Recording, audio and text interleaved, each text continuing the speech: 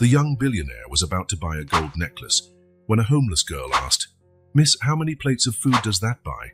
My brothers haven't eaten in 2 days." She was left speechless by that question.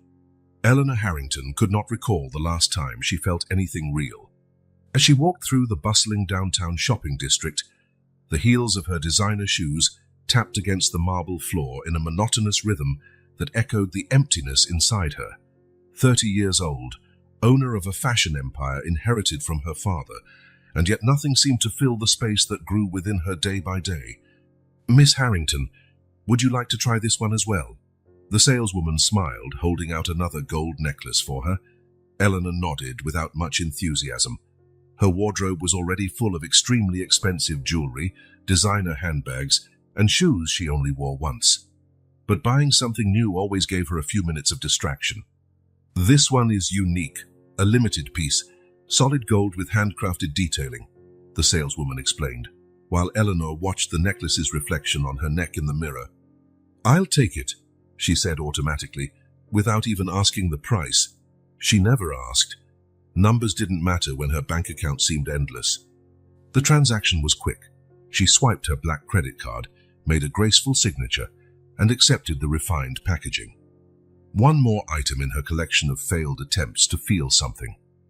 Stepping out of the store, the afternoon sun lit up the main avenue. Eleanor adjusted her sunglasses and gripped the bag that held her newest purchase. $20,000 tucked into a decorative paper bag. Money she spent without a second thought. That was when she felt a slight tug on her silk skirt. "Ma'am." Eleanor looked down and saw a small girl, messy brown hair, a simple dress with a few stains, and eyes, huge, expressive eyes that seemed far older than her small body. "Ma'am," the girl repeated, pointing to the bag in Eleanor's hand. "How many plates of food does that buy?" Eleanor blinked, confused. The question was simple, but it fell on her shoulders like a heavy weight. "What? What's in that bag?" the girl continued naturally. "How much food can you buy with it?" For the first time in a long while, Eleanor felt something different. It wasn't the fleeting satisfaction of an expensive purchase or the momentary pleasure of a hollow compliment. It was discomfort, a deep discomfort that caught her off guard. Well, Eleanor stammered, realizing she had never thought about that. "A lot, I guess." The girl nodded, as if she were solving a complicated math problem. "My name is Sophie," she said, extending a small, dirty hand. "I'm 6 years old." Eleanor hesitated before shaking the child's hand. "I'm Eleanor." "You look sad," Sophie observed, tilting her head. The child's candor left Eleanor speechless. "I'm not sad," she replied automatically. "I'm just busy." Sophie shrugged.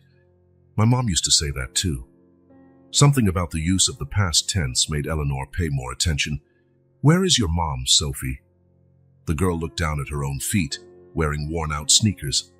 "She left?" "Who are you with now?" Sophie pointed to a nearby alley. "With my brothers. Ben is 4, and Oliver is 3. I take care of them." Eleanor felt her stomach drop. A 6-year-old child taking care of 2 younger siblings. She looked in the direction Sophie indicated and saw, partially hidden behind a dumpster, 2 small boys watching them intently. "Do you live around here?" Sophie shrugged again, a gesture that seemed far too grown up for her size. "We stay wherever we can. Today it's here." Eleanor swallowed hard. The life she led, the worries she had, wondering which handbag matched which shoes or which restaurant was trending, suddenly seemed absurdly trivial.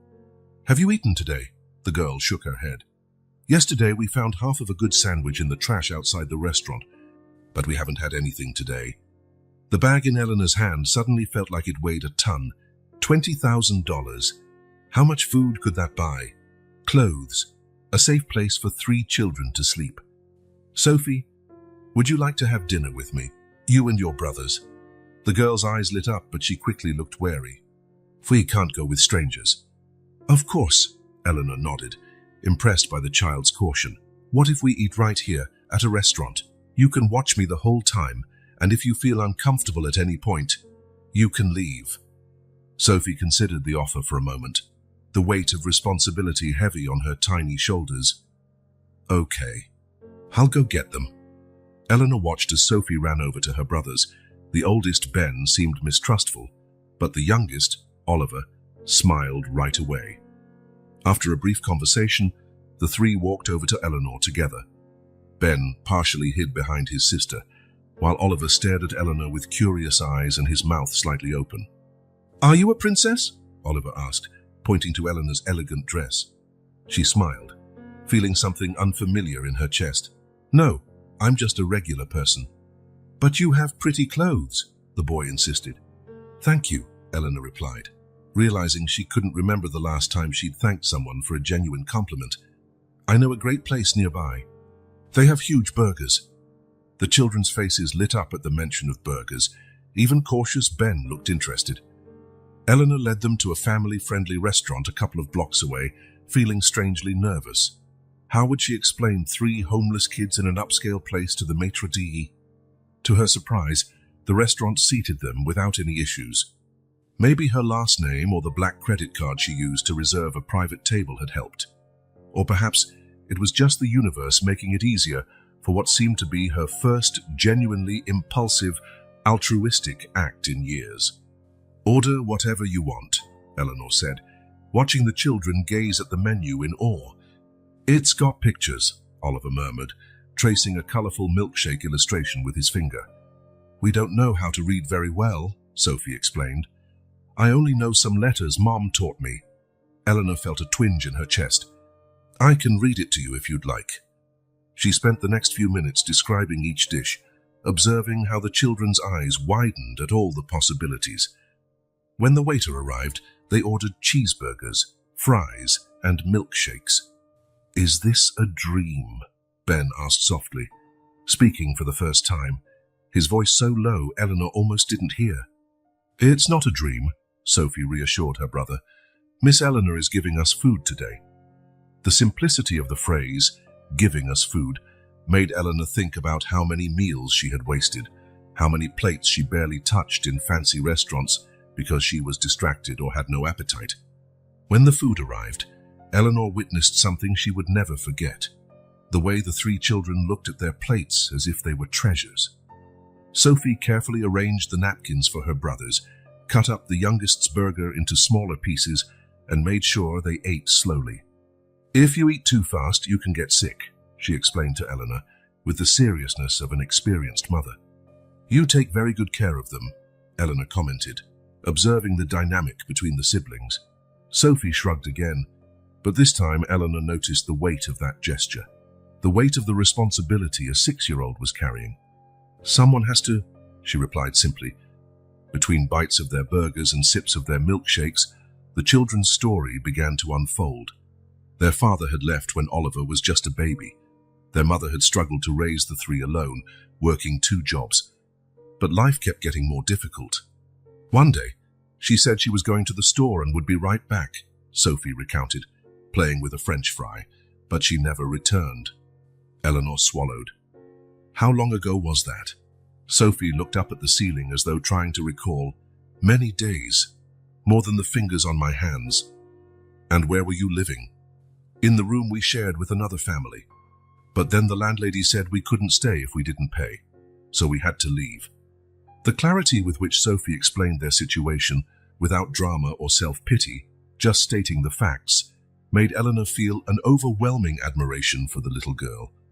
Meanwhile, Ben and Oliver ate quietly, sometimes exchanging mischievous smiles, as if part of a secret adventure. "And how have you Mun survived?" Eleanor chose her words carefully. "Sometimes we ask for food," Sophie said, "or look through the restaurant trash. Some people give us money, but most pretend they don't see us." She took a sip of her milkshake. "At night, we sleep wherever there aren't too many people. I let the boys sleep first while I stay awake for a bit, keeping watch." Eleanor tried to picture this tiny child protecting her brothers through the night, fighting off sleep, alert to any danger. The image made her heart ache. "You don't have any relatives? No one who can help?" Sophie shook her head. "Mom used to say it was just the 4 of us in the world. Now it's just the 3 of us." Dinner continued, and Eleanor watched how the children ate every crumb, as if they didn't know when they'd have another full meal. When they finished, Oliver had burger sauce all the way up to his ears, and Ben looked satisfied for the first time. "Thank you for the food," Sophie said formally, as though practicing a rehearsed line. "That was really nice of you." Eleanor smiled but felt a lump in her throat. The idea of letting these children go back to an alley, searching for a safe place to spend the night, seemed unbearable. "Where are you going now?" she asked, trying to sound casual. Sophie glanced out the restaurant window. The sky was getting darker. "We'll find a place to sleep. There's a park nearby with those tube slides, you know. We hide inside them." Eleanor thought of her 3-story penthouse, with its guest rooms that never had visitors, and a fridge always full of food that often spoiled before she remembered it. "What if," she began, not entirely sure how to propose what she was thinking. "What if you came to my home tonight? Just to take a shower and sleep in a real bed. Tomorrow we can figure out what to do." The 3 siblings exchanged looks. Ben was the one who voiced the concern. "How do we know you're not bad?" It was a fair question. Eleanor thought about how to respond. "I can't prove I'm not bad," she answered honestly. "But I promise you'll have a room to yourselves, with a door you can lock from the inside if you like. And tomorrow, if you don't want to stay, I'll bring you back wherever you want." Sophie studied Eleanor's face for a few seconds, as though searching for signs of deception. She seemed to be doing an internal calculation, weighing risks and benefits with a frightening maturity for her age. "Okay," she finally decided, "but we stay together the whole time." "Deal," Eleanor agreed. Leaving the restaurant, Eleanor felt the weight of the bag in her hand. The gold necklace now seemed like an artifact from another world, belonging to a life that suddenly felt very distant. Sophie took Oliver's hand, and he, in turn, took Ben's, forming a small human chain. Eleanor walked beside them until they found a taxi. The driver looked suspiciously at the dirty children, but one firm glance from Eleanor was enough to silence any comment. During the ride, Eleanor observed the 3 siblings marveling at the city lights through the window, pointing at buildings and neon signs. Oliver dozed off, his head lolling to the side, until Sophie gently propped it on her shoulder. For the first time in years, Eleanor felt her heart race for something that wasn't anxiety or boredom. It was fear mixed with a strange certainty. She couldn't simply return these children to the streets. Sophie's innocent question about how many plates of food her necklace could buy had toppled something inside her, a wall she'd carefully constructed to shield herself from the reality beyond her privileged bubble. When the taxi stopped in front of her building, Eleanor looked at Sophie, who stayed alert despite what had to have been an exhausting day. "We're here," Eleanor said softly. "Let's go in." In that moment, she had a feeling her life would never be the same again. The private elevator opened directly into Eleanor's apartment, revealing a space that made the 3 siblings stop in their tracks, mouths agape. The marble floor gleamed under soft lighting. Floor-to-ceiling windows showcased the city lights below like a sea of stars within reach. "You live here?" Ben asked in a hushed voice of awe. Eleanor nodded, observing her own apartment through the children's eyes. Suddenly, she noticed what had never struck her before: the vast emptiness, the lack of bright colors, the absence of any sign of life beyond the strategically placed artificial floral arrangements. "It's really big," Sophie commented, holding Oliver's hand tightly as he stared in wonder at the high ceiling. "Too big," Eleanor replied, realizing for the first time she was voicing that thought out loud. "Come on, I'll show you where you can sleep."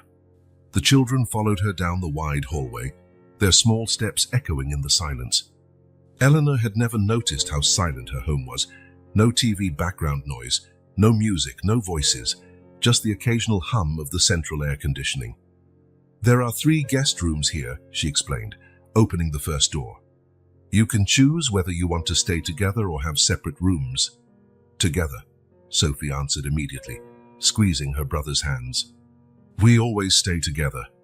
Eleanor noticed the fear in the girl's eyes, the fear of being separated from her brothers, possibly the only fear bigger than hunger or cold. "Sure, no problem. This room has a king-size bed. I think it'll fit all 3 of you comfortably." The children entered, and like the rest of the apartment, the decor was neutral: white, beige, grey. A large bed dominated the space, covered with perfectly stretched Egyptian cotton sheets. Oliver ran and jumped onto the bed, laughing as he sank into the plush mattress. Ben followed more cautiously, touching the sheets as if they were made of something precious. "I've never seen such a big bed," he remarked, a rare smile forming on his face.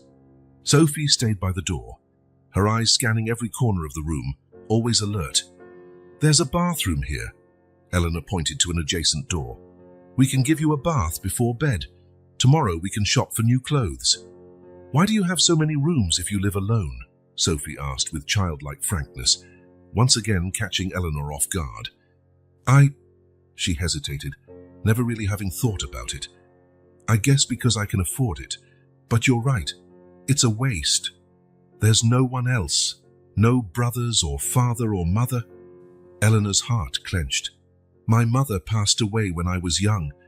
My father lives in another city, busy with the family business. So you're alone too," Sophie concluded, more like a statement than a question. Eleanor felt something catch in her throat. "I guess I am." A silence fell between them, broken only by Oliver's giggles as he bounced on the bed and Ben's attempts to get him to stop. "Let's give them a bath," Eleanor suggested, changing the subject. "They must be tired." Giving 3 children, who likely hadn't had a proper bath in days, a warm soak was a completely new experience for Eleanor. She filled the large bathtub in the guest bathroom, checking the temperature multiple times to make sure it was perfect, and found some vanilla-scented soaps from a luxury hotel stay. Oliver went first, laughing and splashing water everywhere, while Eleanor tried to keep him still long enough to wash his hair. Ben was more reserved, but his eyes lit up when Eleanor handed him a rubber duck she found in some forgotten drawer, probably an unused promotional item. Sophie was last, insisting she could wash herself. Eleanor respected her space, only helping rinse out her long, tangled hair. "Tomorrow we can untangle it better," Eleanor promised, wrapping the girl in a large, fluffy towel. With no clean clothes to offer, Eleanor improvised with some of her own t-shirts. On the children, they looked like enormous nightgowns, making Oliver twirl and laugh at how the fabric swished around him. "Looks like a ghost," he giggled, running around the room as the white shirt fluttered. "Ghosts aren't real," Ben said seriously, though a small smile tugged at his lips. Eleanor watched as the children settled into the large bed. Despite being exhausted, their eyes still reflected a mix of wonder and caution. "Are you okay here?" Eleanor asked. "I can leave the bathroom light on and the door open." Sophie nodded. "We'll be fine, but..." She hesitated. "You're not leaving, right?" The question hit Eleanor hard. This child, who'd already been abandoned, feared it would happen again. "I'm not going anywhere," she promised, feeling her own sincerity. "This is my apartment. I'll be in the room at the end of the hall. If you need anything during the night, you can come get me." "Is there food tomorrow?" Ben asked sleepily. Eleanor smiled. "Of course. You can pick whatever you want for breakfast." She tucked the covers around them, a gesture she had never performed before, yet it felt natural. "Good night," she said softly. "Good night, Eleanor," Sophie replied, already settling Oliver and Ben against her in a protective gesture that made Eleanor's heart ache. Leaving the room, door slightly ajar as promised, Eleanor walked slowly to her own room. The apartment's silence now felt different, not the emptiness of before, but a gentle quiet, harboring 3 tired children in peaceful sleep. She sat on the edge of her bed, still fully dressed, and for the first time noticed how lonely that huge space was. How many nights had she spent here alone, without realizing the emptiness around her? How much time had she wasted accumulating things that filled no space within her at all? That night, Eleanor slept in her clothes, her bedroom door open, ready to answer any call from the children. The sound of crying woke Eleanor from a deep sleep. For a moment, she felt disoriented, not sure where it was coming from. Then the memories of the previous night returned. 3 children, her apartment, an impulsive decision. She got up quickly and rushed to the guest room. Oliver was sitting in bed crying, while Sophie tried to comfort him. Ben was still sound asleep, as if his brother's cries were too familiar to disturb him. "What happened?" Eleanor asked, entering the room. Sophie looked at her, surprised by how quickly she'd arrived. He had a nightmare. It happens sometimes. Eleanor sat on the edge of the bed. Hey, Oliver, it's okay. You're safe here. The boy looked at her with tear-filled eyes. I dreamed it was dark again, he sobbed. It's not dark here, Eleanor assured, turning on the bedside lamp. See, there's light. Oliver sniffed, gazing around the lit room. Slowly, his crying subsided. What time is it? Asked Sophie, rubbing her eyes. Eleanor glanced at the clock on the wall. It's 6:30 in the morning. That's late, Sophie remarked, as if she were used to waking up much earlier. You usually get up earlier? Sophie shrugged. On the street, it's better to wake up when the sun rises. It's safer to look for food before everyone else is up. The straightforwardness of her survival strategy filled Eleanor with equal parts admiration and sadness. Well, here you can sleep as long as you want, she said. But since we're already awake, how about some breakfast? Oliver immediately stopped crying at the mention of food. Is there cereal? Let's see what we have, Eleanor replied, realizing she rarely ate at home and wasn't sure what they'd find in the kitchen. Ben woke up with the conversation, sitting up and looking around, as if trying to recall where he was. Good morning, Eleanor said gently. He stared at her for a few seconds before responding timidly. Good morning. The four of them went to the kitchen, a spacious area with marble countertops and stainless steel appliances Eleanor hardly ever used. She opened the fridge to find it nearly empty, just some bottles of water, a bottle of champagne, and a few yogurts. I don't eat at home much, she explained, suddenly embarrassed by the lack of food, but we have milk and I think there's cereal in the pantry. Sophie helped Eleanor find everything, instructing her brothers to sit on the high stools around the kitchen island. The girls seemed to have a well-established routine with them, even in this completely new environment. Eleanor located a box of cereal, some milk, and a few bananas that were still good. It wasn't the most elaborate breakfast, but the children seemed delighted. Can I pour the milk? Ben asked, showing a rare moment of enthusiasm. Sure, Eleanor said, handing the milk carton to him.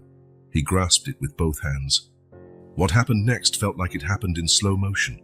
Ben tried to pour the milk into his bowl, but the carton was too heavy for his small hands. It slipped, spilling milk all over the countertop and splattering onto the floor. A tense silence filled the kitchen.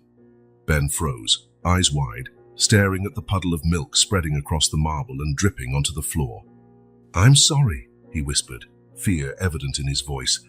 I'm sorry. Eleanor saw Sophie tense, instinctively moving closer to her brothers as if preparing to shield them. It's okay, Eleanor said quickly, grabbing a dish towel. It was just an accident. Ben remained still as though waiting for punishment. The way he and his siblings reacted made Eleanor wonder how people usually responded to their mistakes. Really, it's not a big deal, she insisted, cleaning the countertop. We still have more milk in the fridge. Slowly, the tension eased. Ben relaxed a little, though he still looked embarrassed. Sophie helped clean up, getting more towels from the drawer Eleanor pointed to. I've never had to clean this counter before, Eleanor joked, trying to lighten the mood.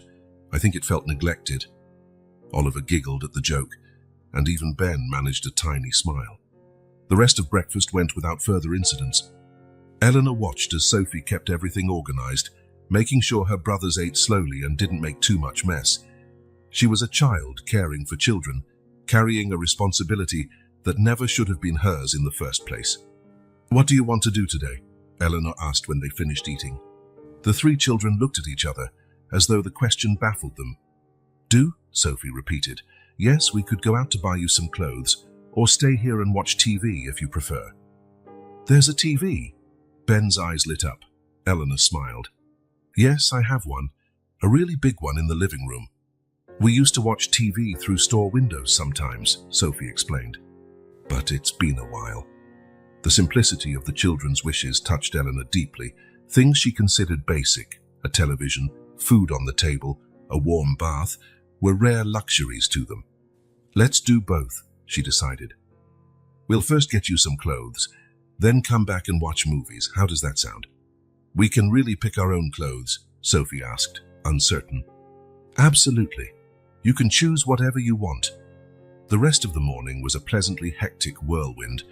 Eleanor discovered she had no idea how to dress 3 children in her oversized t-shirts to go shopping.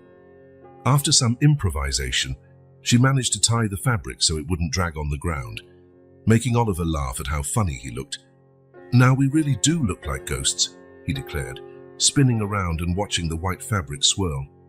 At the shopping mall, Eleanor took them straight to a children's designer boutique. The sales associate tried to hide her surprise at the sight of 3 kids in massive t-shirts, accompanied by an obviously wealthy woman. "We need complete outfits for all 3, Eleanor explained. "Everything from underwear to shoes." The next 2 hours were surreal. Sophie, initially hesitant to ask for anything, slowly started pointing out items she found pretty. Ben was enthralled by a superhero t-shirt, while Oliver wanted everything in blue. Eleanor let them pick out whatever they wanted, only offering opinions when they asked. She watched their eyes light up with each new piece, as if they were witnessing a small miracle. "This dress matches your eyes," she told Sophie, who spun slowly in front of the mirror, touching the soft fabric reverently. "I've never had a new dress before," the girl confessed. "Only used ones Mom got from somewhere." The mention of her mother created a momentary pause. Eleanor wondered what had really happened to the woman. Had she truly abandoned her children, unable to cope? Or had something worse happened? "Do you think she'll come back?" Sophie asked suddenly, still looking at her reflection in the mirror. Eleanor didn't know how to answer. She didn't want to give false hope, nor did she want to crush the girl's faith. "I don't know, Sophie," she replied honestly, "but I know that until then, you're not alone anymore." Sophie nodded, accepting the answer. There was a maturity in her gaze that made Eleanor wonder how many disappointments such a small soul had already faced.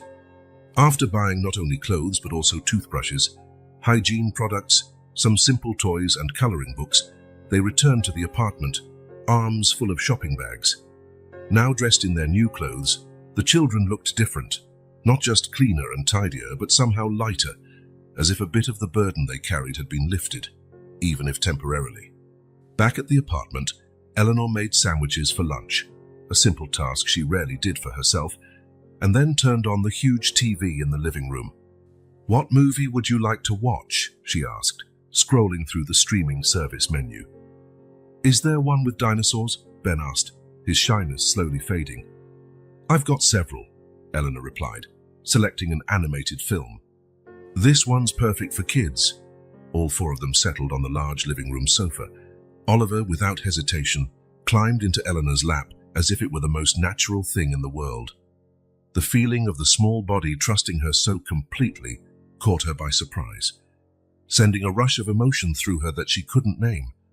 Ben sat next to them, maintaining a small distance but still close enough for Eleanor to sense his presence. Sophie stayed on the other side, watching it all with her sharp eyes, as if she still couldn't fully believe the situation. As the movie started, Eleanor looked at the 3 kids who had literally overnight invaded her space and her life. Her once empty and cold home was now filled with something new, not just the sound of other people, but a feeling she had forgotten existed.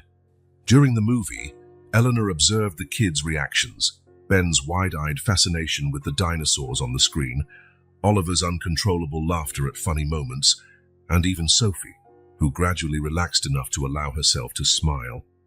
At one point, Sophie looked at Eleanor and whispered, "Thank you."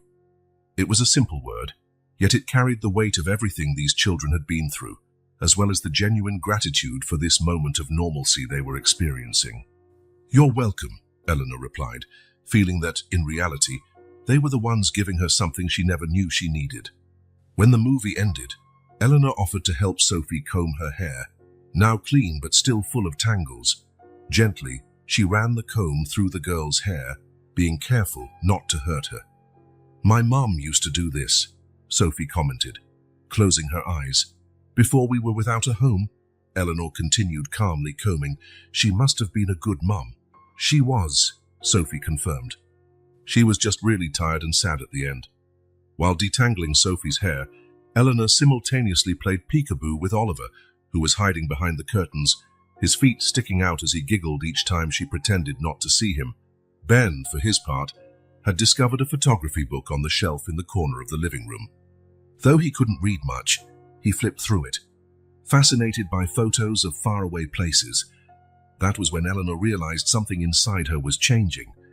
The emptiness that had accompanied her for so long was being filled by something chaotic, terrifying and completely unpredictable, yet undeniably right. As the afternoon progressed, Eleanor found herself doing things she never imagined, playing made-up games with ever-changing rules, listening to Ben's improvised stories about flying dinosaurs with ice cream dogs, and trying to answer Oliver's endless questions about how the overhead lights worked. It was exhausting, confusing, and completely outside her comfort zone. And yet she couldn't remember the last time she had felt so alive. When the sun began to set, casting golden rays through the apartment's large windows, Eleanor looked around. The previously immaculate living room was now scattered with pillows, new toys in random places, and 3 children who had transformed her world in less than 24 hours. Sophie caught her gaze from across the room, and for a brief moment, they shared a silent understanding, both navigating unfamiliar waters, both trying to figure out what came next. Eleanor didn't have any answers. She didn't know what tomorrow held, or what she should do in the long term. All she knew was that her home, for the first time ever, no longer felt empty. On the 3rd night with the children, Eleanor couldn't sleep. She sat on her bedroom balcony, gazing at the city lights, while her mind churned with conflicting thoughts. 3 days earlier, her life had been completely predictable. Work, empty social events, impulsive shopping, lonely nights. Now, her apartment had tiny socks on the floor, echoes of laughter in the hallways, and 3 sets of eyes looking at her with a mix of gratitude and caution. "What am I doing?" she murmured to herself. The question had lingered in her mind since she brought the children home. Initially, it seemed like a temporary solution, getting 3 kids off the streets for one night. But one night turned into 2, then 3, and Eleanor began to realize there was no clear plan. Should she contact the authorities, find some relative of the children, take them to a shelter? The last option made her stomach knot. She had once visited a shelter during a company charity event. She remembered the institutional atmosphere, the children's vacant stairs, the dorms with multiple beds. It was better than the streets, certainly, but Sophie, Ben, and Oliver would likely be separated by age and gender. The thought of separating the siblings, after everything they'd been through, felt too cruel. Her phone vibrated on the table beside her, interrupting her thoughts. Seeing her father's name on the screen, she hesitated before answering. She hadn't spoken to him since the children arrived. "Hello, Dad?" "Eleanor." Richard Harrington's voice was always formal, even with his own daughter. "I got an interesting call from your assistant today. Apparently, you cancelled 3 important meetings this week without explanation." Eleanor sighed. She had completely forgotten about her work, meetings, and responsibilities that had seemed so crucial just a few days earlier. "I had some unforeseen circumstances," she answered vaguely. "What kind of unforeseen circumstances justify abandoning your obligations to the company?" Eleanor hesitated. Her father wasn't known for his compassion or flexibility. "I'm helping some children," she finally said, a brief silence on the other end. "Children?" Richard's voice sounded puzzled. "What children?" 3 siblings, Sophie, Ben, and Oliver. "They were living on the streets, Dad. The oldest is only 6. And where are they now?" "Here, in my apartment." Another silence, longer this time. "You brought homeless children into your home?" His tone was incredulous. "Have you lost your mind, Eleanor? Do you realize how many problems this could create?" "Kidnapping minors." "I didn't kidnap anyone," Eleanor interrupted, annoyed. "They were abandoned and hungry. No one was taking care of them." "Then take them to a shelter. There are systems, institutions to handle these situations. You can't just pick up kids off the street as if they were lost pets." His words hit her like a slap. Partly because they echoed her own doubts, partly because they highlighted how wide the gap was between her perspective and his. "They're not lost pets," she replied, keeping her voice low so as not to wake the children in the adjacent room.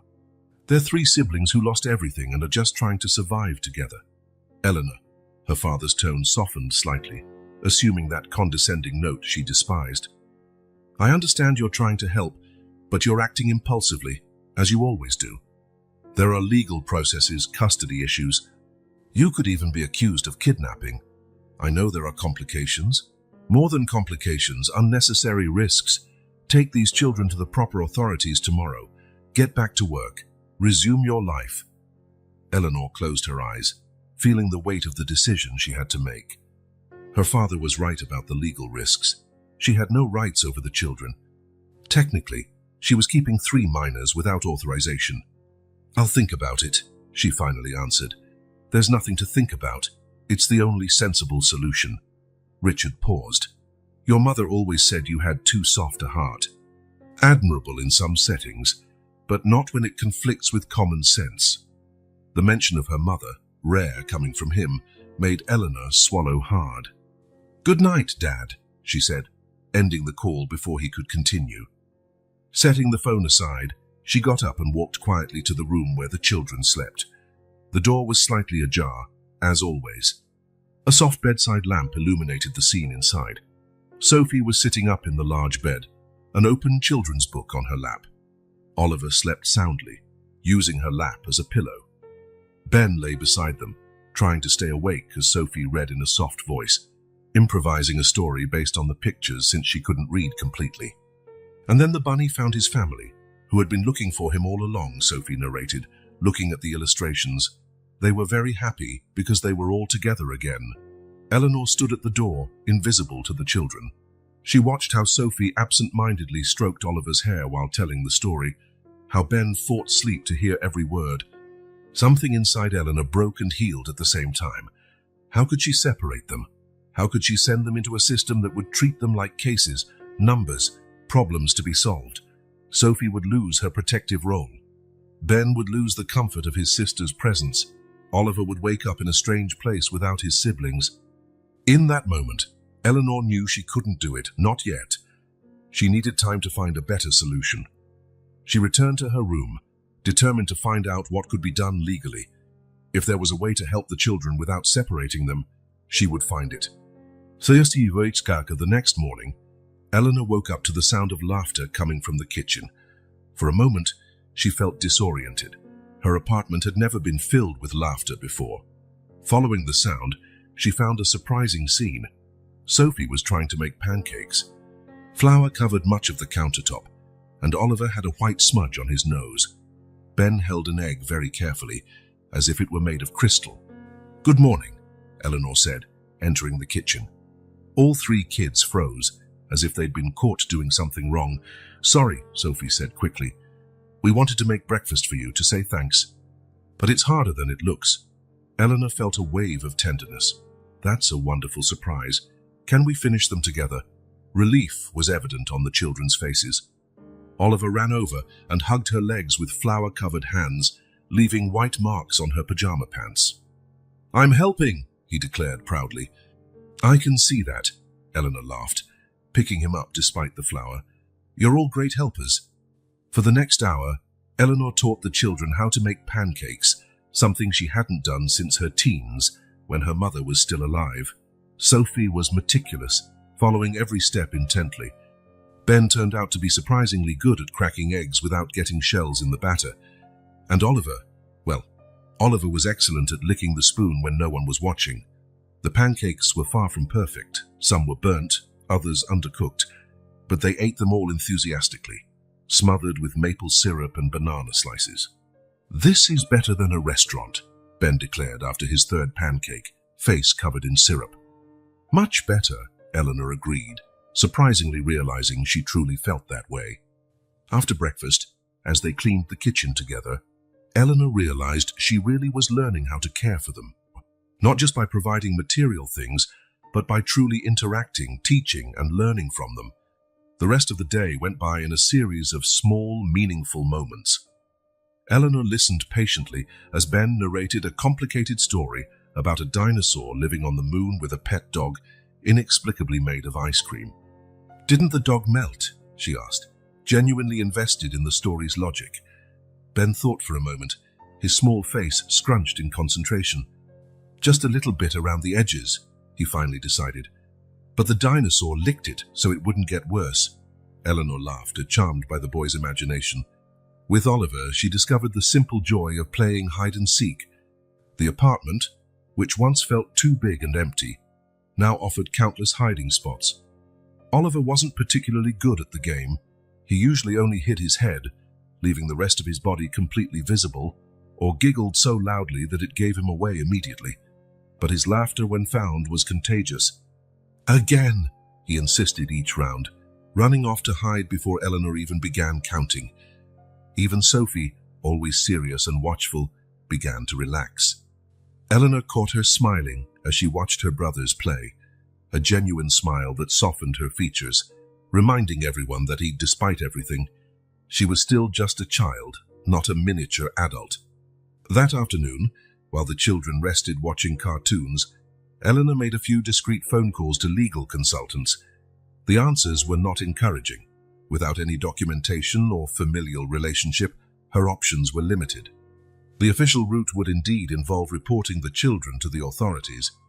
But as she watched the three siblings curled up on the sofa, giggling at something silly on TV, Eleanor felt a surge of determination. She would find a way. She had money, connections, resources. There had to be a way to help them without tearing apart the only stable bond they had, their bond with each other. That evening, as they prepared a simple dinner together, Eleanor noticed something she hadn't before: the noise. Her previously museum-quiet apartment was now full of life, the clatter of dishes, laughter, questions from curious little minds, even small sibling spats all blending together into a symphony that finally made the place feel like a home. "Eleanor," Sophie said while they set the table, "how long are we staying here?" The question caught Eleanor off guard. The children hadn't asked about their situation until now, perhaps for fear of breaking the magic spell or reminding themselves it was temporary. "I'm not sure," she answered honestly, kneeling down so she was at the girl's eye level. "But I'm trying to figure out a way for you to stay together and safe." Sophie nodded, taking it in. "It's nice here," she said simply. "Ben doesn't have nightmares, and Oliver doesn't go hungry." The simple words carried immense weight. Eleanor felt a lump in her throat. "It's nice for me too," she admitted. "Really nice." And it was true.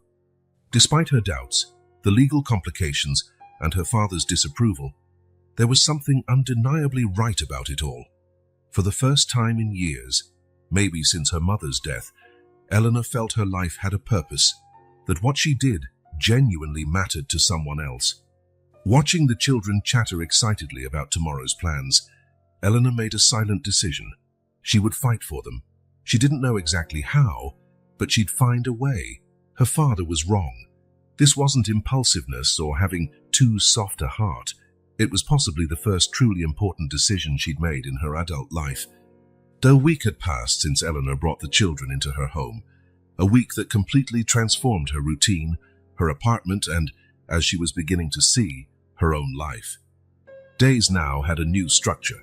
Waking up early to the sound of small footsteps in the hallway, making breakfast with Sophie's help, taking the kids to a nearby park, reading them bedtime stories. But with this new routine came a growing awareness that she needed to make a decision that weighed more heavily each day. Sitting in her home office while the children watched a movie in the living room, Eleanor stared at her computer screen, where she'd listed all possible options. None of them seemed ideal. Option 1. Contact social services. Following the standard procedure would mean the children would be taken in for evaluation and then placed in temporary care while searching for relatives. The siblings would likely be separated because of their ages and genders. The thought of it made her stomach turn. Option 2. Search for any relatives. But how? Sophie didn't know her mother's full last name, only that it was Melissa. They had no papers, no previous address, nothing that could help track down any family members. Option 3. Seek temporary custody. Would that even be possible? Eleanor had no qualifications apart from her money and good intentions. She'd never cared for kids before, had no references, and how they ended up with her would raise serious questions. Then there was her job. It had been a week since she essentially abandoned her responsibilities at the company. Her father had called twice more, each time more irritated about her absence. Her assistant emailed daily, asking for decisions, approvals, feedback from business partners. "What am I doing?" she muttered to herself, rubbing her face with both hands. A soft sound at the door made her look up. Sophie was standing there, observing her with those sharp eyes that seemed to see more than they should. "Hi," Eleanor said, quickly closing her laptop. "Is the movie over?" Sophie shook her head. "I came to see if you were okay. You looked sad." Eleanor smiled, touched by the girl's empathy. "I'm not sad. I'm just thinking about some complicated things." Sophie entered the office, glancing around with curiosity. It was the only room she hadn't fully explored. The walls featured diplomas, photos of Eleanor at corporate events, and industry awards. "Is it about us?" Sophie asked directly, pointing to the closed laptop. "Were you deciding what to do with us?" The frankness of the question surprised Eleanor. She could have denied it, offered some excuse about work, but something told her Sophie deserved honesty. "Yes," she admitted. "I'm trying to figure out what's best for you three." Sophie nodded, as if she'd already suspected that. "We're going to have to leave, aren't we?" The simple question carried so much weight that Eleanor felt like something was pressing on her chest. She saw the fear in the girl's eyes, carefully concealed but undeniably there. "I don't know yet," Eleanor answered, choosing the truth. "There are rules about who can take care of children. It's not as simple as I'd like." Sophie looked down at her feet, swaying slightly. "Ben's happy here. He hasn't had a real room since we were babies, and Oliver doesn't wake up crying from hunger." She looked up at Eleanor. "And I like not having to be the mum all the time." The girl's simple words struck Eleanor deeply. Of course Sophie, at only 6A, must be exhausted from carrying the responsibility for her younger brothers, a burden that should never have been hers. "Come here," Eleanor said, opening her arms. To her surprise, Sophie accepted the invitation and came over, allowing herself to be hugged. It was the first time she initiated that kind of physical contact without hesitation. "I'm doing my best to keep you together," Eleanor promised, feeling the child's small body tense in her arms. "And as long as it depends on me, you're not going back to the streets. Ever again." Sophie didn't reply, but Eleanor felt her relax slightly in the embrace, as if for the first time letting herself trust a little of what was being offered. "Ben wants to show you his drawing," Sophie finally said, pulling away. "Will you come see it?" "Sure," Eleanor said, standing up. "I love his drawings." As she followed Sophie back to the living room, Eleanor felt a tightness in her chest she couldn't fully explain. It wasn't just about the children's future. It was something more personal, more profound. Fear. Fear of returning to her old life, lonely and empty, with no real purpose. For the first time in many years, Eleanor admitted she was afraid of being alone again. The next morning, while the children were still asleep, Eleanor decided to try a different approach. She called a college friend who had become a family law attorney. "Is there any procedure that would allow me to keep temporary custody of them while we figure out a permanent solution?"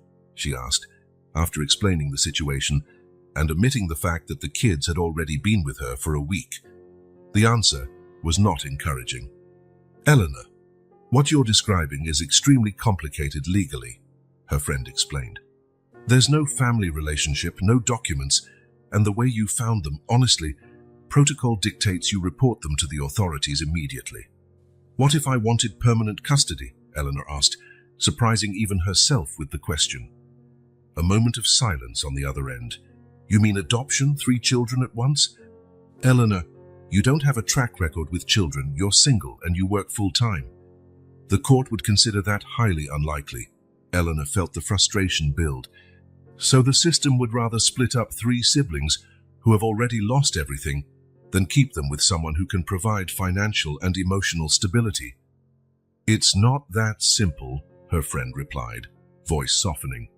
"The system prioritizes children's safety. And from their perspective, a single woman with no childcare experience who suddenly wants to adopt 3 daughters raises a lot of red flags." After hanging up, Eleanor stared at the wall, feeling cornered. The law, which should protect vulnerable children, seemed to be working against Sophie, Ben, and Oliver's best interests. "Eleanor!" A sleepy voice made her turn. Ben stood at the kitchen door, rubbing his eyes, his hair sticking out in all directions. Is there cereal? Eleanor forced a smile, pushing her worries aside. Of course. Let's get breakfast ready while your siblings wake up. Ben trudged over, still drowsy, and to Eleanor's surprise, simply lifted his arms, silently asking to be picked up.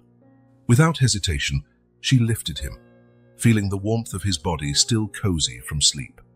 I dreamed about a dog, he said while Eleanor carried him over to grab cereal. Could we get a dog here? The innocent question, making plans for a future Eleanor couldn't guarantee, made her heart squeeze. We'll see, she replied softly. Dogs can be a lot of work. I can help, Ben offered seriously. I know how to feed them and pet them. Eleanor smiled, setting him on a chair. I'm sure you do. While preparing breakfast, Eleanor watched Ben doodle on the table with his fingers, lost in childish thoughts. How would she break this child's trust? How would she explain that, despite all the affection they'd developed, they might have to go somewhere else with strangers? Later that day, as she helped Sophie organize her new toys in the bedroom, Eleanor found herself immersed in memories of her own childhood. The girl wanted to keep everything nice and tidy, so we don't lose anything, revealing how precious these small items were to her. When I was little, I also liked to keep my things organized, Eleanor commented, carefully folding a small t-shirt. Were you afraid they might disappear? Sophie asked, lining up a row of colorful books on a low shelf. Eleanor paused. Not exactly. I think it was more about pleasing my dad. He didn't like mess. Was your dad mean? Eleanor thought about it. Richard Harrington wasn't cruel or violent, just absent, distant, too focused on the company to notice his lonely daughter. Not mean, just very busy. Eleanor picked up a teddy bear, adjusting its bow. My mom died when I was 8. After that, he buried himself even more in work. Sophie stopped what she was doing, looking at Eleanor with a mix of surprise and understanding, the recognition of shared loss. What was she like? Your mum? Eleanor smiled, sweet memories surfacing. She was beautiful, kind. She loved to read me a story every night, no matter how late she got home from work. Like you do. The simple comparison took Eleanor by surprise. Like me. Sophie nodded, continuing to arrange the books. You read to us every night too. Eleanor fell silent, realizing she'd never made that connection, that by reading to these children, she was replicating the gesture she'd loved most from her own mother. After she was gone, Eleanor continued, feeling a strange need to share more with Sophie. Everything changed. My dad hired nannies, but it wasn't the same. You were alone, Sophie observed, not as a question but as a statement. Yes, Eleanor admitted, very alone. Looking at Sophie now, so small, so serious, so determined to protect her brothers, Eleanor saw a reflection of herself. Not in the exact circumstances, but in the premature loneliness, the forced maturity, the strength born of necessity. You're very brave, you know, Eleanor said softly, touching Sophie's hair. Taking care of your brothers the way you do, that takes a lot of courage. Sophie shrugged, a gesture Eleanor recognized as her way of handling compliments or difficult emotions. No one else was there to look after them, she replied simply. Still, many children your age couldn't do what you did. Sophie looked at Eleanor, her eyes revealing a maturity no 6-year-old should have. You would do it too, she said confidently, if you had little brothers. The observation struck Eleanor profoundly. Yes, she probably would have done the same. After her mother died, she became self-sufficient, emotionally taking care of herself while her father buried himself in work. It wasn't so different from what Sophie had done, just in less extreme circumstances. I guess so, Eleanor agreed. We're similar in that way. A small smile appeared on Sophie's face, one of those rare smiles that completely transformed her, reminding everyone she was still just a child. And that night, after the children fell asleep, Eleanor went back to her office, determined to find a solution. If the system offered no clear path, she would create one. She opened her laptop and began researching lawyers who specialized in complex family and adoption cases. She found some promising leads, professionals experienced in unconventional situations who had found creative solutions within the law. Her phone rang, interrupting her search. It was her father again. "Eleanor, this has gone on long enough," he said bluntly. "Your assistant told me you still haven't responded about the contract with the Italian suppliers. The meeting was supposed to happen yesterday." "I'm dealing with a complicated situation here, Dad," Eleanor said, keeping her voice low so as not to wake the children. "Those street children are still with you?" His incredulity annoyed her deeply. "Yes, they are, and they have names: Sophie, Ben, and Oliver." "Eleanor, this has gone too far. If you truly care about these children, do the legal thing. Contact the authorities so they can be split up and placed in different shelters, or worse, put back on the streets when there's no more space." Eleanor felt her anger rise. "I'm not letting that happen." Richard sighed heavily. "What exactly are you planning to do? Adopt them? Become an instant mother to 3 kids? Ayosu, who never showed any interest in having a family." The words hit a sore spot. It was true Eleanor had never talked about kids. Her life had revolved around her career, travels, expensive shopping sprees, a carefully constructed existence to mask a void she rarely admitted existed. "People change," she replied simply. "Yes, people change. But not overnight, not like this." Her father's voice softened a bit. "Eleanor, I'm worried about you. This isn't an impulse you can satisfy by buying something expensive. These are human lives. Children need stability, structure, knowledge you simply don't have." Eleanor closed her eyes, feeling the weight of his words. He was right about one thing. She had no experience. She was learning day by day, making mistakes, improvising. "I know it's not ideal," she admitted, "but they're better off here than on the streets or split up in different shelters. Temporarily, maybe, but long term. What happens when you tire of this novelty? When raising 3 traumatized kids becomes overwhelming? What about your job? Your life? Have you thought about all that?" Eleanor didn't answer right away. Of course she'd thought about it. Those doubts haunted her in quiet moments when the children slept. Was she truly prepared for long-term responsibility? Could she provide not just material comfort, but everything else they needed emotionally? "I'm considering all of that," she finally said. "But I'm also considering what will happen to them if I hand them over to the system." Her father remained silent for a moment. "I just don't want you making an impulsive decision you'll regret. That wouldn't be fair to you or the children." After hanging up, Eleanor tried to resume her online searches but couldn't focus. His words echoed in her mind, mingling with her own doubts. She stood and walked quietly to the children's bedroom. The door was ajar as usual, allowing a soft glow from the hallway to illuminate 3 small sleeping figures on the big bed. Oliver had kicked the covers away, his small arms dramatically thrown above his head. Ben slept curled in a fetal position, as if still trying to protect himself even in his dreams. Sophie, as always, was positioned so that she could wake quickly if needed, one arm protectively draped over Oliver, her body slightly turned toward the door. Looking at them now, Eleanor's doubts felt both more intense and less relevant. Yes, a million reasons existed why this might not work. Yes, she was utterly unprepared for the responsibility. Yes, her life would never be the same. But gazing at those 3 children sleeping safely, she knew she couldn't just give up. She would find a solution, she had to, because the thought of returning to her old life, that empty, lonely existence, now felt unbearable. Eleanor gently closed the door and headed back to her office, determined to keep searching for options. Tomorrow, she would contact the attorneys she'd found. She'd hire the best, no matter the cost. She'd use every resource she had to keep these 3 siblings together and if possible, with her. The fear of being alone again was real and deep. But stronger than that was her fear of failing 3 children who, against all odds, had begun to trust her. At 10 in the morning on a Tuesday, exactly 2 weeks after Eleanor first encountered the children, the doorbell rang. She was teaching Sophie how to make pancakes in the kitchen, while Ben and Oliver played with building blocks in the living room. "I'll get it," Eleanor called, wiping her hands on the apron she was wearing. "Sophie, keep an eye on the batter, okay? I'll be right back." Opening the door, Eleanor found herself face to face with 2 well-dressed women wearing serious expressions and carrying folders. "Miss Harrington?" asked the older one, a middle-aged woman with grey hair and a tight bun. My name is Diane Parker, from the Department of Social Services.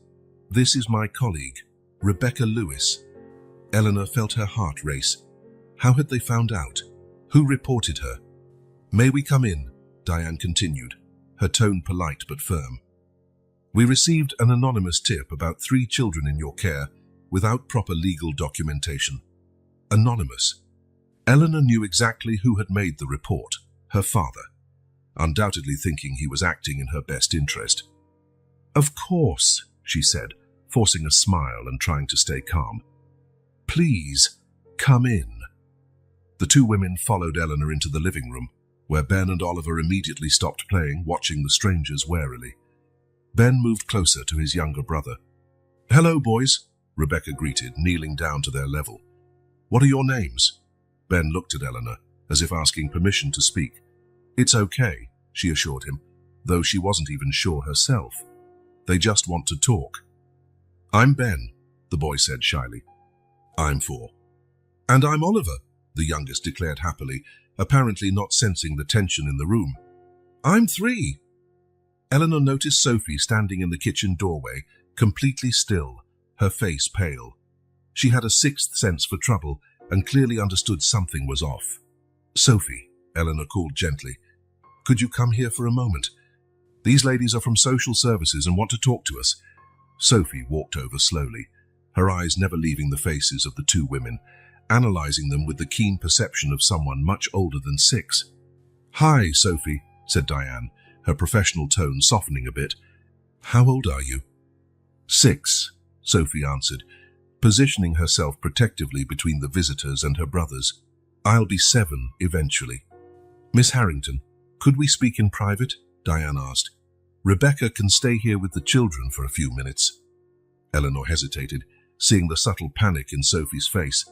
The kids will be fine right here with us. We can talk, Diane nodded, adjusting to the situation. All right, Miss Harrington, we understand these children have been with you for about 2 weeks. Is that correct? Yes, Eleanor confirmed, sitting on the sofa and gesturing for the social workers to do the same. Sophie immediately positioned herself beside Eleanor, while Ben and Oliver remained on the rug with their blocks, now playing quietly. What exactly is your relationship to these children? That was the question Eleanor dreaded most. There was no simple answer that wouldn't sound incriminating. I found them alone, without adult supervision, she explained, opting for honesty. Sophie told me their father abandoned them years ago, and their mother left one day and never came back. And your first action was to bring them to your home? Diane asked, jotting notes, instead of contacting the authorities. Eleanor felt defensive. My first action was to feed them and give them a safe place to sleep. They were hungry, scared, alone. I understand your concern, Miss Harrington, Rebecca said, her voice gentler than her colleagues. But there are specific protocols for such cases. Keeping children without legal documentation for 2 weeks is technically a serious violation. A violation, Eleanor repeated, feeling her blood pressure rise. Getting 3 starving kids off the street is a violation. Eleanor, Sophie whispered, tugging on her sleeve. Hearing her use Eleanor's first name, something she rarely did, brought Eleanor back to reality. The kids were listening. She had to stay calm. I'm sorry, she said, taking a deep breath. I realize there are procedures. I'm willing to do anything legally required to fix the children's situation. Diane studied Eleanor with a look that combined skepticism and professional curiosity. So you're saying you want to start a formal custody process, or adoption? Yes, Eleanor said without hesitation. I want to keep all 3 of them together, with me. They've been through enough abandonment. Rebecca and Diane exchanged a meaningful glance. Miss Harrington, Diane began in a more formal tone, I need to be clear. The process you're suggesting is extremely complex and, frankly, unlikely to be approved under these circumstances. Why? Several factors. Your lack of childcare experience, the fact that you're single with a demanding career, the unusual way the children came into your care. Also, adoptions generally prioritize couples, and adopting siblings together is even more challenging. Eleanor sensed Sophie tense up beside her, clearly absorbing every word. What happens to them now? Eleanor asked, fearing the answer. We'll need to arrange medical and psychological evaluations, Rebecca explained. Then they'll be placed in temporary accommodations while we investigate whether they have any relatives who can take responsibility. Together, Eleanor pressed. Will they remain together? Another glance passed between the social workers, one Eleanor really didn't like. We'll do our best, Diane said, which clearly meant no guarantees. No. Sophie's small but firm voice startled everyone. We're not going to be separated. Diane looked at the girl with what seemed to be genuine compassion. Sophie, I understand your concern, but you don't understand. Sophie interrupted, her voice trembling slightly despite its determined tone. I promised Mom I'd look after them. We always stay together. Always. Eleanor put a protective arm around Sophie's shoulders. Is there any way I can get temporary custody while the formal process is reviewed? Some exception or special procedure? Diane hesitated.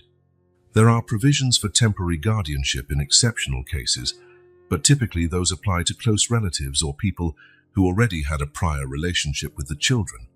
I have resources, Eleanor insisted. I can provide everything they need. School, medical care, counseling. I've already consulted specialized attorneys. Financial resources are important, yes, Rebecca conceded. But the court considers many other factors when determining a child's well-being. The discussion went on for over an hour. Eleanor answered numerous questions about her life, routine, and future plans. The social workers interviewed Sophie briefly, asking how Eleanor treated them, if they were happy, if they missed anything.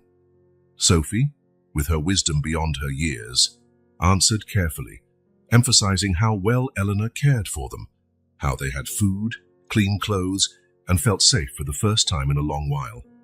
By the time the social workers finally got up to leave, Diane handed Eleanor a card. We'll contact you within 48 hours about the next steps. Please do not leave town with the children. That would complicate matters further. Eleanor nodded, walking them to the door. I'll do whatever it takes to keep these siblings together. After closing it, she turned to see Sophie standing in the middle of the living room, her eyes glistening with tears she refused to let fall. They're going to take us, aren't they? The girl asked. Eleanor knelt in front of her, taking her small hands. I'm going to do everything I can to stop that. But they can, right? They can just come and take us away. The honesty of her question demanded an honest answer. Yes, legally they can, but I won't let that happen without a fight, Sophie. Ben approached, sensing the tension. Did we do something wrong? No, honey, Eleanor said quickly. You didn't do anything wrong. It's just that grown-up rules are sometimes complicated. Oliver, picking up on the heavy mood, walked over to Eleanor and climbed into her lap, a gesture of trust that made her heart tighten. How could she bear to see them taken away? Tuesday muffin later that day, as the children watched a movie in the living room, Eleanor received the call she'd been expecting. It was her father. So, the social workers finally showed up, he said bluntly. It was necessary, Eleanor. You were the one who reported it, weren't you? She asked, though she already knew the answer. Yes, I did. Because, contrary to what you might think, I care about your well-being. Eleanor closed her eyes, controlling her anger. They might separate the siblings, Dad. Do you realize what that would do to them? It's better for them to be in a system designed to help than in a legally dubious situation with someone untrained in childcare. I'm doing just fine, Eleanor argued. They're happy here, they're safe. For now, Richard retorted, but what about when the novelty wears off? When you realize how hard it truly is to raise 3 traumatized children? When your professional obligations can't be postponed anymore? The implicit accusation that she was just playing house, that her interest in the children was fleeting, wounded Eleanor deeply, partly because it echoed her own secret doubts. It's not a phase, she replied firmly. It's not a whim. Eleanor, I understand you want to help. You've always had a soft heart, like your mother.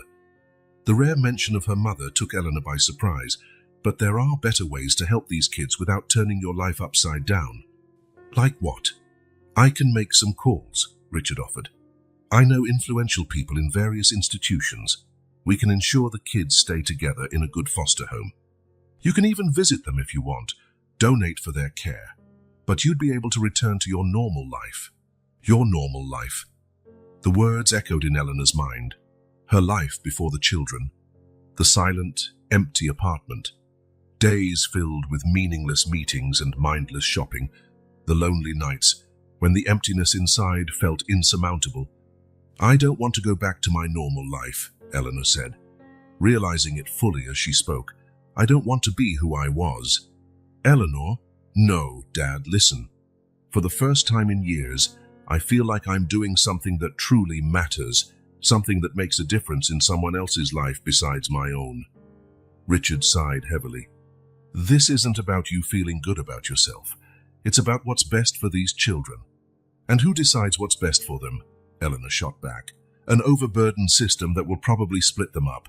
Strangers who don't understand the trauma they've been through. Or someone who genuinely cares about them, who has the resources to give them everything they need. Eleanor? I'm going to fight for them, Dad, she interrupted, her determination growing with every word. I'll hire the best lawyers. I'll prove I'm capable. And if you really care about me, you'll support me instead of forcing me to return to a life that I now realize never made me truly happy. A long silence followed. When Richard finally spoke, his voice sounded resigned. You're as stubborn as your mother was, you know? Eleanor smiled slightly despite everything. Thank you. That wasn't exactly a compliment, but there was a touch of humor in his voice. What do you need from me? The question caught her off guard. What do you mean? If you're truly determined to go down this path, what resources do you need? Contacts, references? I have friends in the judicial system. Eleanor felt an unexpected wave of emotion. It was the closest her father had come to offering unconditional support in, well, her entire adult life.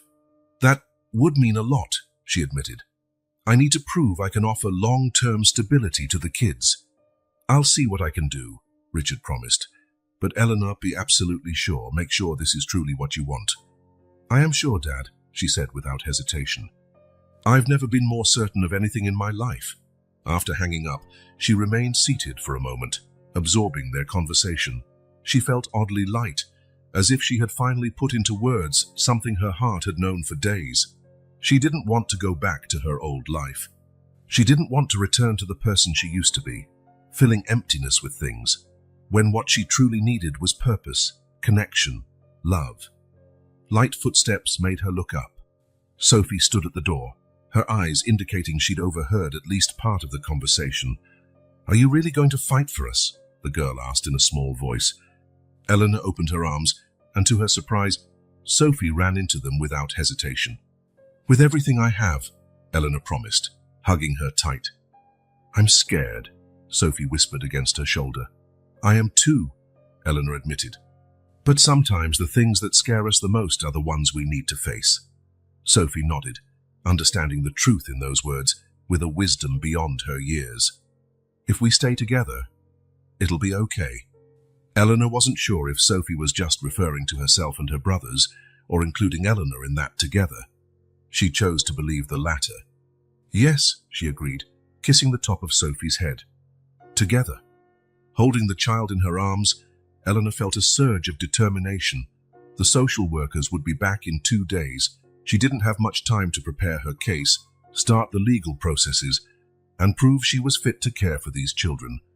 But she had something no court, no system could easily ignore. The genuine love that had grown between her and the 3 siblings, an unexpected love that had transformed not only their lives, but her own.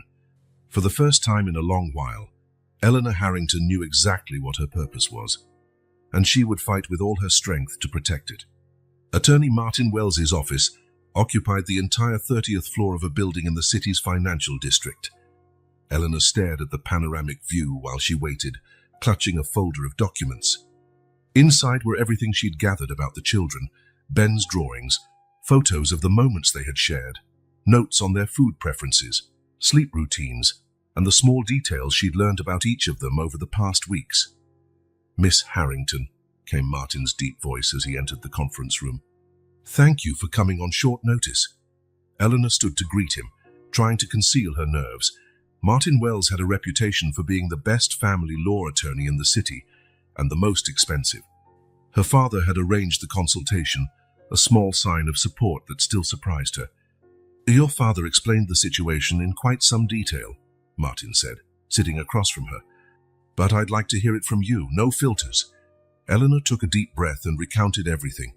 The moment she met Sophie in the busy shopping district, the decision to take the children to dinner, her inability to abandon them to the streets, the weeks they'd spent together, and the social worker's visit.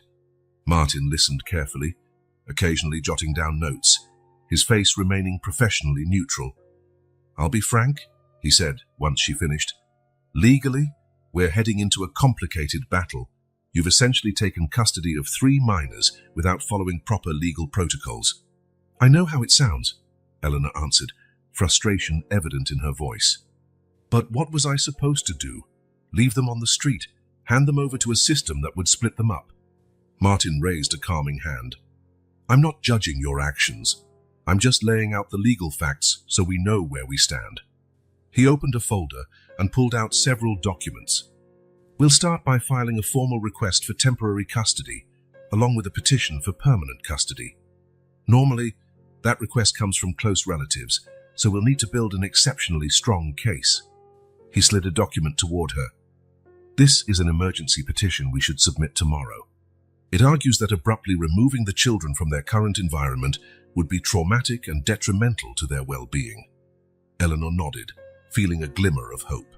"At the same time," Martin continued, "we have to prove your capability as their guardian. That will include psychological evaluations for you and the children, home inspections, proof of financial stability, and detailed plans on how you intend to balance work and parenting."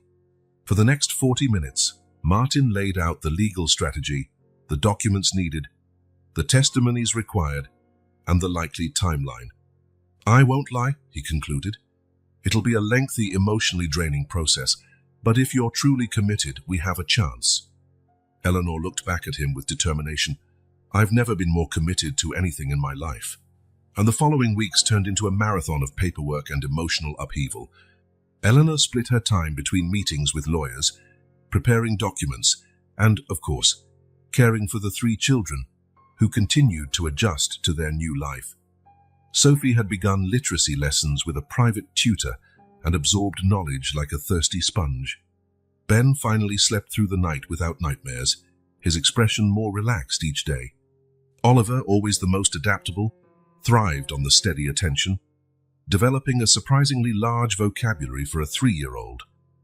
Eleanor converted one of her extra rooms into a work-play area, her desk in one corner and a space for toys in another, so she could oversee the children while taking conference calls and reviewing contracts. Her assistant, initially shocked by her boss's radical life change, quickly became an invaluable ally, reorganizing Eleanor's schedule to allow as much remote work as possible. The first preliminary hearing was set for the following week. Eleanor felt its approach like a storm cloud looming on the horizon. The social workers had visited twice more, and although they seemed reasonably satisfied with what they observed, they continued reminding her that the system's main priority was family reunification if possible, or placement with relatives. That night, after dinner, while the children got ready for bed, Eleanor sat in her living room surrounded by a stack of documents Martin had sent over. They were detailed preparations for her testimony, questions she'd be asked, objections that might arise, weaknesses that needed to be addressed proactively. "Eleanor." She looked up to find Sophie standing in the doorway, already in pajamas, clutching a book. "Hey, sweetie, did you brush your teeth?" Sophie nodded, stepping closer. "Can I read with you a bit before bed?" Eleanor smiled, setting the documents aside. "Of course you can." The girl climbed onto the couch and settled beside Eleanor, opening the storybook they'd bought the previous week. Over the past few days, Sophie had been trying to read small sections on her own, mixing actual reading with memorized passages Eleanor had read to her. "The little fox," Sophie began slowly, her finger tracing each word. "I was lost in the big forest." Eleanor watched with pride as Sophie focused on reading. In just a few weeks, she'd made remarkable progress. It was as though, finally free from the constant worry of basic survival, her mind could fully embrace learning. Ben peeked into the room, followed by Oliver. both also in pajamas. "We want to hear too," Ben said, climbing onto the couch on Eleanor's other side.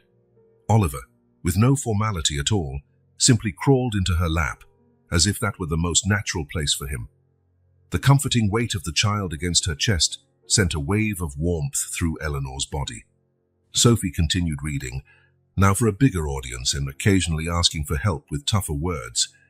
By the end of the story, about a little fox who got lost but eventually found a new family of different animals that took her in, Ben sighed happily. "I like it when stories have happy endings," he remarked. "Me too," Eleanor agreed, giving him a gentle squeeze. A comfortable silence fell over them, the kind that only exists when people feel truly at ease together. "Eleanor," Sophie said suddenly in a serious tone, "are we a family now?" The question was so direct and simple that Eleanor felt a knot in her throat. "What do you think?" she asked gently. Sophie considered it for a moment, looking at her brothers. "I think so. Because families don't have to be all the same, right? Like in the fox story." "That's true," Eleanor agreed, feeling her eyes get misty. "A family is about people who care for each other, who look after each other. Like us," Ben added with childlike certainty. "Like us," Eleanor repeated softly. Sophie closed the book and turned to Eleanor, her large eyes revealing a rare vulnerability. "You're not going to leave us too, are you?" she whispered. The question struck Eleanor like a punch to the gut. This child, who had been abandoned so many times, feared being left again. "No," Eleanor answered firmly, pulling Sophie close. "I'm not going anywhere. I promise." As she hugged all three children, Eleanor felt a deeper certainty settle within her. She never wanted to be alone again. She never wanted them to be alone again.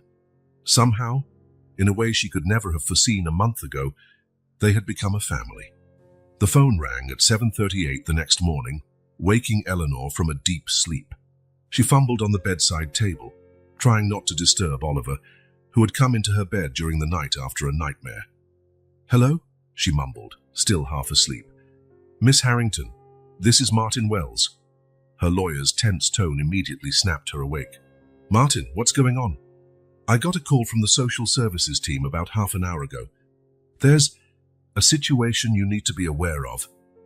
Eleanor sat up, her heart pounding. "What kind of situation?" There was a brief pause on the line. "They've located the children's mother." The world seemed to freeze around Eleanor. "What do you mean? I thought she abandoned them, disappeared months ago." Apparently that wasn't the case. She was admitted to the city hospital after a severe accident on the day she left home. She was hit by a car on her way to a job interview. She was in a coma for weeks, and when she woke up, she had amnesia. Without ID, the hospital had no way to notify anyone. Eleanor felt the blood drain from her face. Are they sure it's her? Could it be a mistake? All the records match. Name, description of the children, dates. It's her, Eleanor, and her memory is returning. She started asking for her kids, so the hospital contacted social services. Eleanor looked at Oliver, still sleeping peacefully beside her, oblivious to the storm unfolding. How could this be happening? How Kesey, just when she'd begun forming a real bond with the kids, finally finding purpose, finally feeling she had a family, their mother reappeared. What happens now?" she asked, her voice barely recognizable. "Diane Parker, the social worker, will be contacting you today. They're going to want a supervised visit between the children and their mother as soon as possible." Eleanor took a deep breath, trying to process.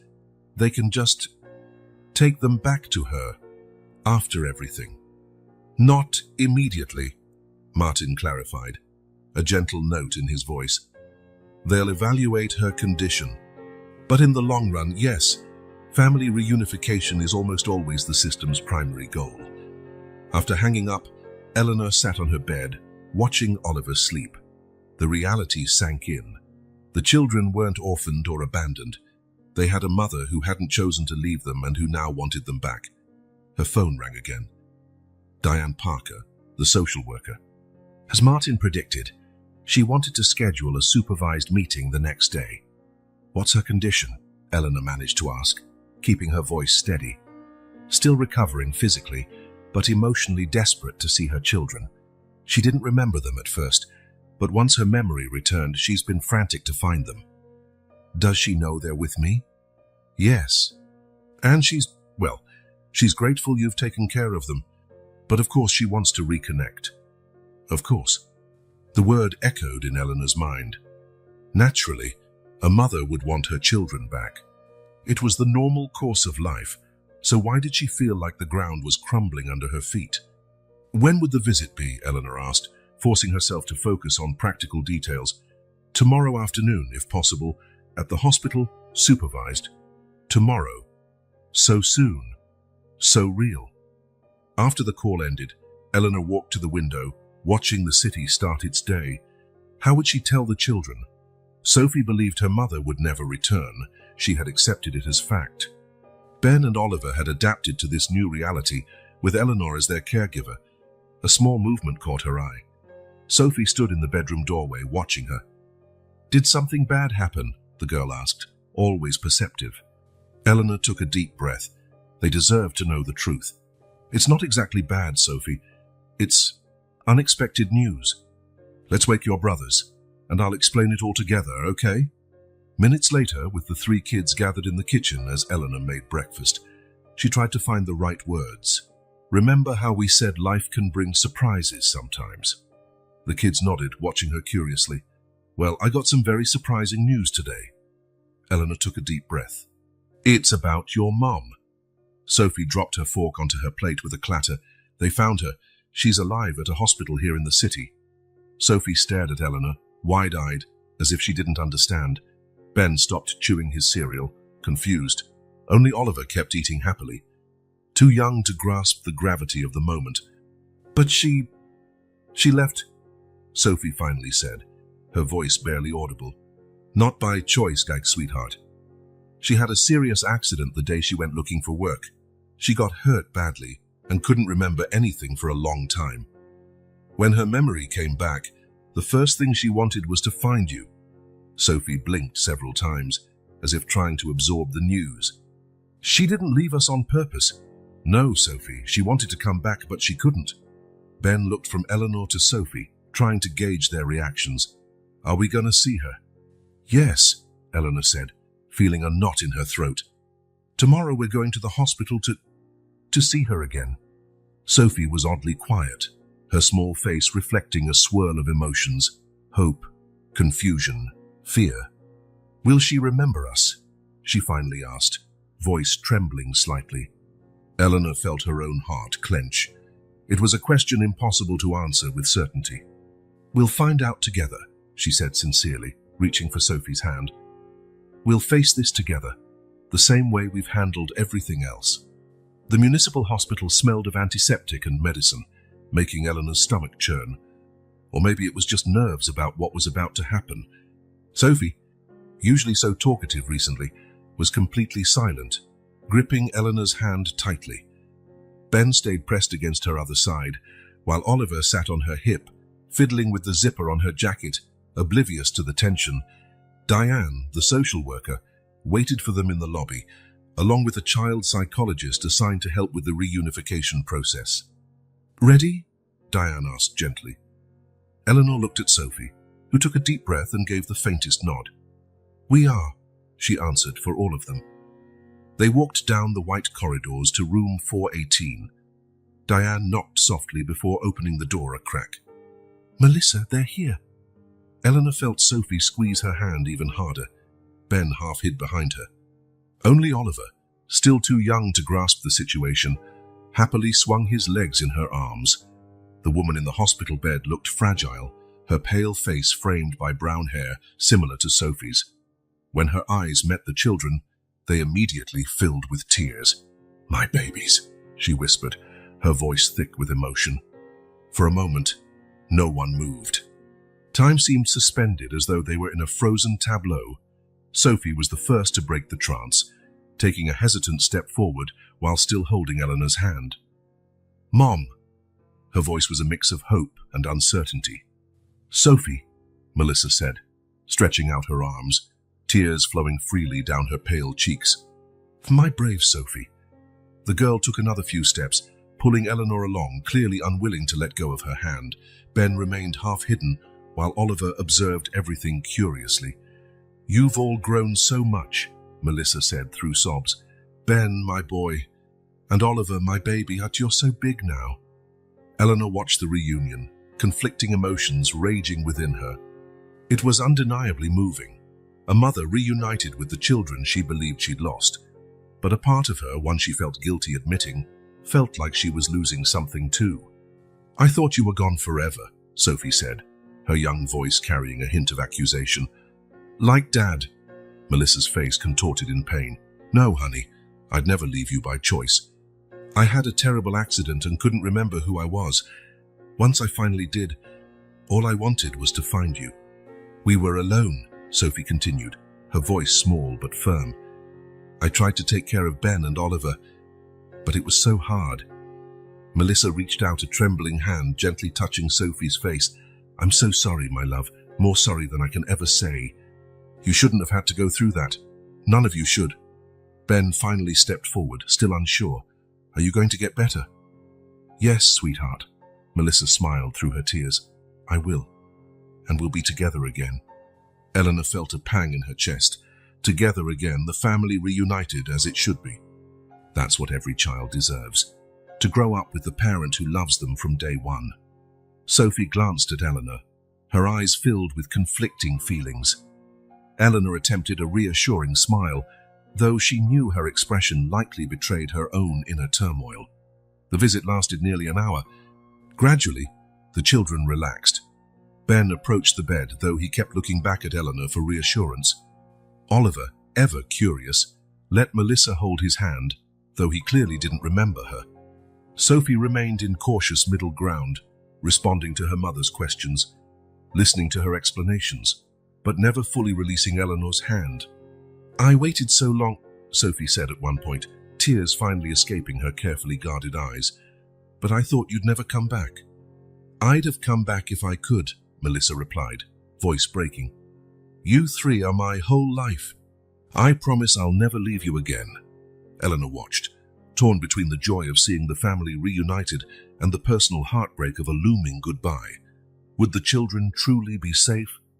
Melissa seemed genuine, but how would she rebuild a stable life for 3 kids after such trauma?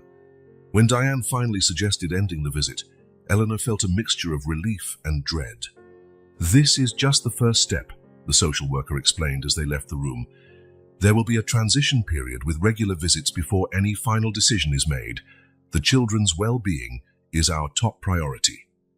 Eleanor nodded, trying to find comfort in the fact that at least there wouldn't be an abrupt separation. That night, after putting Ben and Oliver to bed, Eleanor found Sophie sitting on the apartment balcony, gazing at the city lights. "Can I sit with you?" Eleanor asked. Sophie nodded, scooting over on the bench. They sat in silence for a few minutes, just watching the night skyline. "I'm confused," Sophie finally admitted, her voice tiny against the vastness of the night. "Me too," Eleanor confessed. "It's a lot to take in, isn't it?" Sophie nodded. "I was happy to see Mom, but I'm scared too." "Scared of what, sweetheart?" It took Sophie a moment to respond. "Of everything changing again.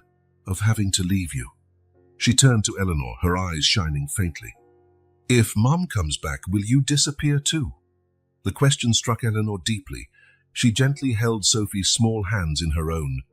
"Never," she replied with all the sincerity she could muster. "Even if things change, even if you and your brothers go live with your mom, I'll always be here for you." "That's a promise," said Sophie. "Really? Really?" Sophie leaned against Eleanor, who wrapped her in a protective embrace. Together, they watched what few stars were visible through the city lights. The future was uncertain, filled with changes and adjustments Eleanor couldn't fully imagine. But one thing she knew for sure, the love she felt for these 3 children was real and lasting. No matter what happened, they were now part of her life, and she was part of theirs. It wasn't the ending she had once envisioned, not exactly, but maybe it was the start of something just as meaningful. Melissa recovering her memory had been a miracle. The children reuniting with the mother they loved was a blessing, and Eleanor discovering a purpose, an extended family, and a capacity for love she never knew she had. This was a transformation. As she held Sophie under the starry sky, Eleanor realized she had found something far more valuable than any material fortune. She had found true human connection. And that, more than anything else, filled the emptiness she had carried within her for so long.